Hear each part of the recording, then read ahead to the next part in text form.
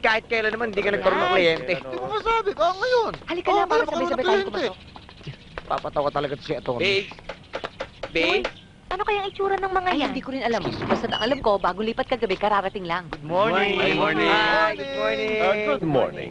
Kami nga pala ang mga neighbors nyo dito and we'd like to welcome you dahil ito na magiging subdivision nyo. Daddy, mga neighbors. Mga pre. Magandang umaga sa inyo. Magandang umaga Tuloy po. kayo, pasok. Oh, tuloy na tayo. Uy! Sandali. Nakakaya naman eh. Baka maka-istorbo tayo. Alam mo na, baka... Oo nga, baka may second round pa sila. Ito naman, sinabi mo pa. Sasabihin ko na sana eh. Unless kung okay lang sa inyo, nakikita kami.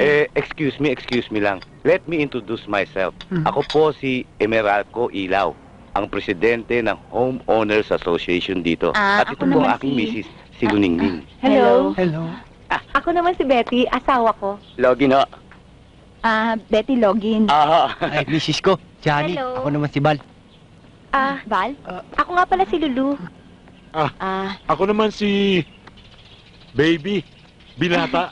Hi. Parang kapre, ano? Binata. Si Timo nga pala, pare. Ayain o, kasama nila ako. Siya nga pala higit sa lahat ako naman si McCoy. Mwah.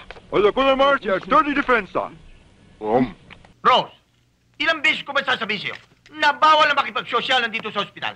Ha? Oy, Mr. T, gusto kong malaman mo na hindi ako nakikipag-sosyalan.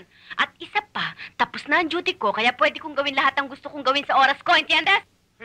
Si senyorita. Pero alam mo, pag itong si Mr. T ang dinapuan ng sakit, yun ang tinatawag na sumpa ng impyerno at ng langit. Rose! No, ano ibig sabihin nun? You're talking to me? Eh? Paano mo na ko? Uy, dadala! Mamatay pa niya ang pagkain! Dadala! Yung bibig mo, Mr. T, ha? Wala ka na alam kalabanin kung dito sa kampisan ko. Oo nga naman. Lagi. Ang ibig sabihin, baka maubusan ng dugo ito. Mamatay. Rose, unawain mo naman ako. Ako ang kondisyon sa ospital nito. Baka mamatay. Lack of blood. Di ba lang? Oo nga. O sige, kaya lang. Dito tayo. Sige. O, dadala.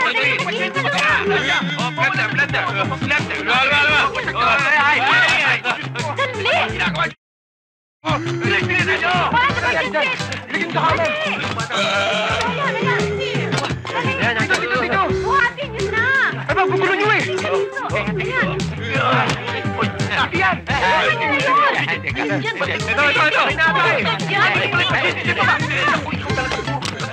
Tulungan niyo yan, bilis! Ayan, buhatin niyo, dali! O, check na, sabi ko na dyan! Mapapagaling niya! Dadaan! Teka. Ba't nahihirapan huminga to? Basta ba ito buksan mo nga oxygen? Eh, doon bukas ah. Ba't hindi pa makahinga? Bakit wala? Kaya naman pala, inaapakan mo yung tubo eh. Papatayin niyo pa itong pasyente eh. Hindi ko nakita eh.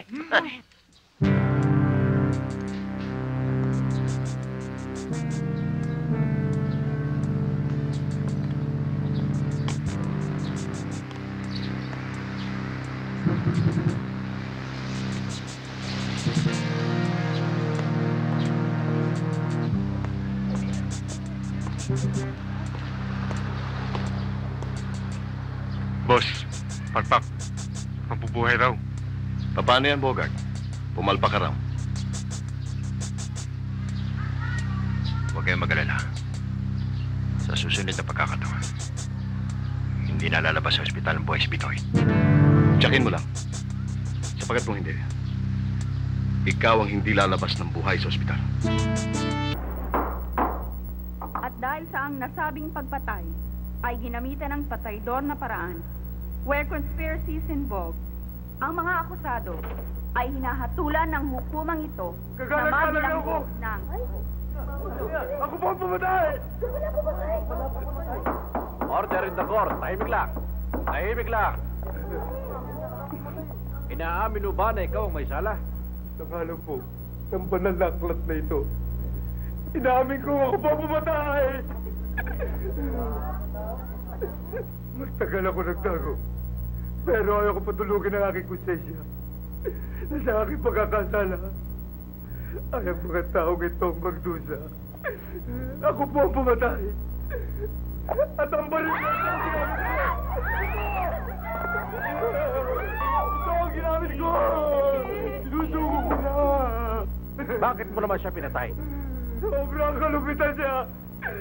Sobra! Sinagay niya ang aking asawa. Ginasa! Hindi mo siya nasiyahan! Pinatay niya ba? Pinatay niya! Pinatay niya! Dahil sa paggamit ng iyong pagkakasala, kayong tatlo ay pinawawalan sala ng hukumang ito. Maaari na kayo makauwi. Case dismissed. Boss, salamat ulit, ha? Bye! Nagala-gala na hukom! Sandali lang po! Hoy, manotok! Anong ginagawa mo rito? Hindi ito ang korte natin! Tuhon! Hoy, mga pulis! Pigilan ang tatlo nga! Pabalik kayo dito! Magalang-galang na hukom. Pasensya na po kayo. Halika na, dali! Doon tayo sa kabila. Balik! Balik! Diyan ka!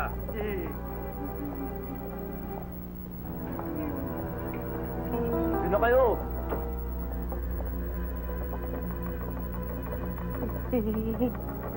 Ang mga akusado ay hinahatulan ng hukumang ito na mabilanggo ng habang buhay.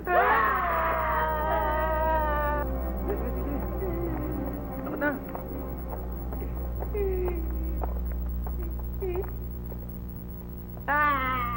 May buhaya!